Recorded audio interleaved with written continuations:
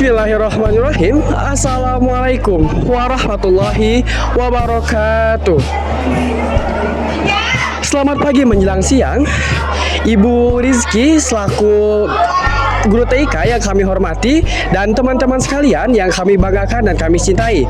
Nah, pada kesempatan kali ini kami selaku kelompok 2 akan membawakan materi dan menjelaskan materi mengenai jenis-jenis operasi sistem. Nah, tapi sebelum kami menjelaskan lebih rinci mengenai materi ini, izinkan kami untuk memperkenalkan diri terlebih dahulu. Nama saya Rafa Ariana Putra. Nama saya Muhammad Rapli. Nama saya Nida Aurel Nasabila. Nama saya Irin Maria Usa. Nama saya Wildan Rahmat Fauzi. Nama saya Ripa Febriansyah. Nah, itulah nama-nama dari kelompok 2 TIK kelas 10 5. Nah, sekarang kita akan lanjut masuk ke materinya. Baik, di sini saya akan membacakan pengertian sistem operasi dan klasifikasi sistem operasi. Pengertian sistem operasi adalah perangkat lunak yang mengelola seluruh aktivitas pada komputer maupun perangkat mobile. OS mengatur perangkat keras, menjalankan aplikasi, mengelola memori, keamanan sistem, serta menjadi penghubung antara pengguna dengan perangkat. Tanpa OS, perangkat tidak dapat dijalankan. Lanjut, klasifikasi sistem operasi. Sistem operasi dibedakan berdasarkan perangkat yang digunakan, yaitu 1. Sistem operasi komputer atau PC. 2. Sistem operasi mobile seperti handphone dan tablet. 3. Sistem operasi server. Setiap kategori memiliki karakteristik, keunggulan, dan tujuan penggunaan yang berbeda. Lanjut, di sini saya akan menjelaskan 3 sistem operasi komputer PC digunakan pada laptop dan komputer desktop. Yang pertama, Windows OS paling populer dan mudah digunakan, mendukung banyak aplikasi, game, dan perangkat.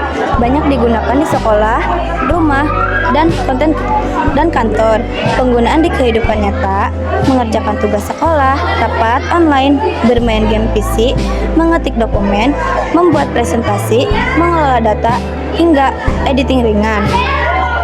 Yang kedua, macOS digunakan pada perangkat Apple, MacBook, dan iMac. Sangat stabil, aman, dan tampilannya modern, cocok untuk keperluan kreatif. Penggunaan di kehidupan nyata, editing video proposal, desain grafis, pembuatan musik, produksi konten, programming, dan pekerjaan kreator digital. Yang ketiga, Linux, gratis, open source, aman, dan fleksibel. Banyak dipilih distribusi seperti Ubuntu, Mint, dan Debian. Banyak digunakan oleh developer, teknis jaringan, dan perusahaan.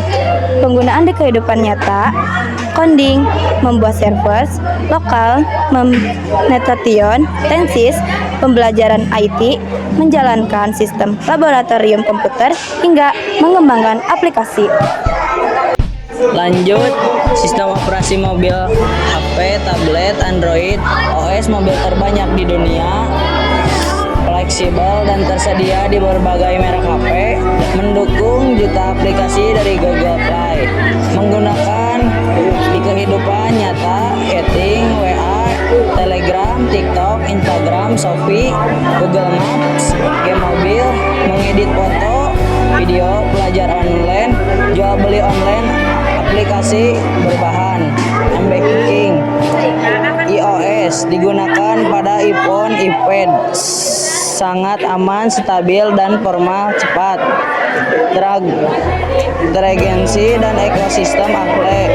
Pengguna di kehidupan nyata membuat konten berkualitas, edit video dengan capcut, imoven, berpresentasi dengan kenyataan, tugas sekolah, hingga pekerjaan profesional seperti desain dan mobil produsen. Sekian dan terima kasih. Sistem operasi server digunakan untuk komputer server yang menjalankan jaringan website, cloud, dan sistem perusahaan. Ubuntu server ringan, stabil, gratis, banyak digunakan untuk web hosting dan cloud. Penggunaan di kehidupan nyata, hosting website, server aplikasi, server database, sekolah, perusahaan, sistem e-learning, server cloud pribadi, dan layanan bucket aplikasi. Windows Server dipakai di perusahaan dan instansi besar, mudah dikelola dan terintegrasi dengan layanan Microsoft. Penggunaan di kehidupan nyata, mengelola jaringan kantor, server login siswa, karyawan, Active Directory, server file, server email, internal, server printer, dan manajemen jaringan perusahaan.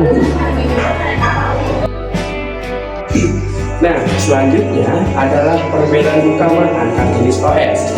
Ternyata OS itu memiliki dua perbedaan utama. Yang pertama ada yang dinamakan dengan OS server dan yang kedua ada yang dinamakan dengan OS client.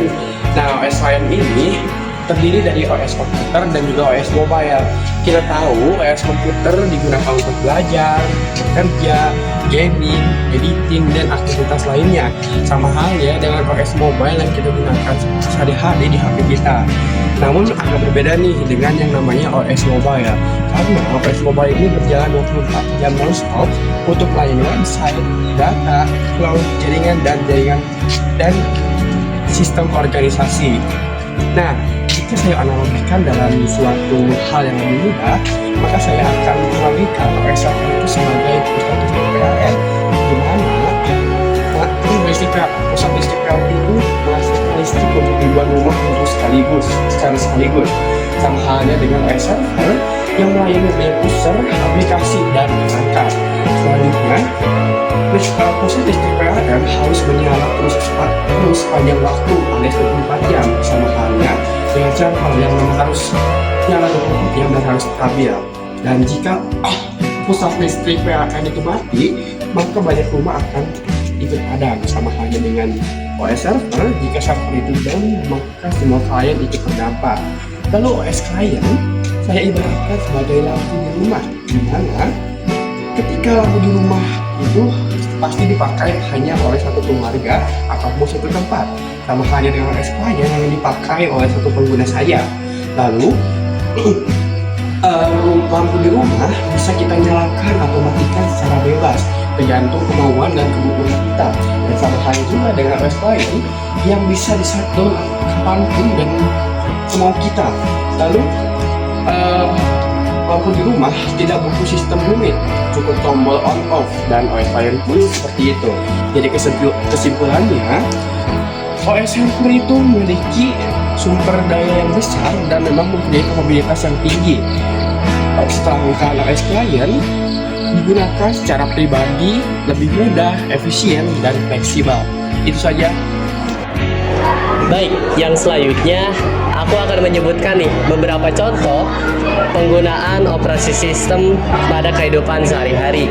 Nah, yang pastinya dalam kehidupan kita sehari-hari tidak jauh dari smartphone, laptop atau komputer, dan server. Nah, yang pastinya yang sudah disebutkan di sebelum-sebelumnya bahwa perangkat-perangkat tersebut itu memiliki sistem operasi. Nah, jadi aku akan menyebutkan beberapa contoh penggunaan operasi sistem di kehidupan sehari-hari, yang diantaranya di sekolah.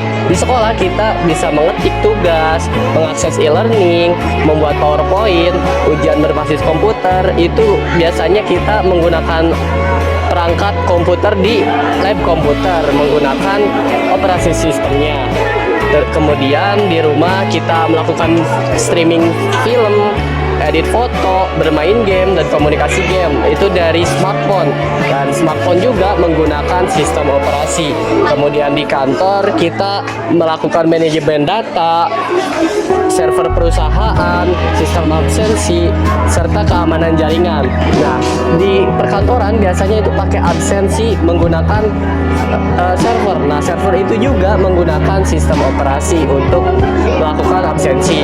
Kemudian di bisnis online kita mengupload foto produk. Foto produk itu tersebut bisa diupload karena adanya sistem operasi.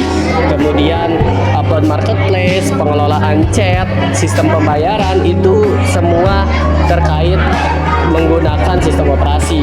Kemudian di bidang kreatif kita editing video, pembuatan musik, desain grafis, animasi, digital art yang pastinya menggunakan aplikasi editing, dan aplikasi editing tersebut juga terkait dengan sistem operasi. Dan di dunia IT yang terakhir membuat server, coding, testing aplikasi, dan keamanan cyber yang menggunakan sistem operasi. Itu saja, lanjut. Nah, oke. Jadi sistem operasi memiliki peran penting dalam perangkat digital. Setiap jenis OS, baik itu komputer, mobile maupun server, memiliki fungsi dan penggunaan yang berbeda sesuai kebutuhan penggunanya. Dengan memahami jenis-jenis OS, kita dapat memilih sistem operasi untuk belajar, bekerja, berkreasi, dan menggunakan berbagai layanan teknologi di kehidupan sehari-hari. Jadi itulah pemaparan dan penjelasan dari kelompok kami mengenai jenis-jenis sistem operasi. Jadi semoga teman-teman dapat memahami dan setiap antar jenisnya dan bisa memilih pada apa yang OS yang memang cocok untuk kehidupan kita sekarang ini. Jadi hanya sekian, mohon maaf jika memang ada kesalahan ataupun kekeliruan dalam pemaparan dan data yang kami berikan. Terima kasih dari kelompok kami.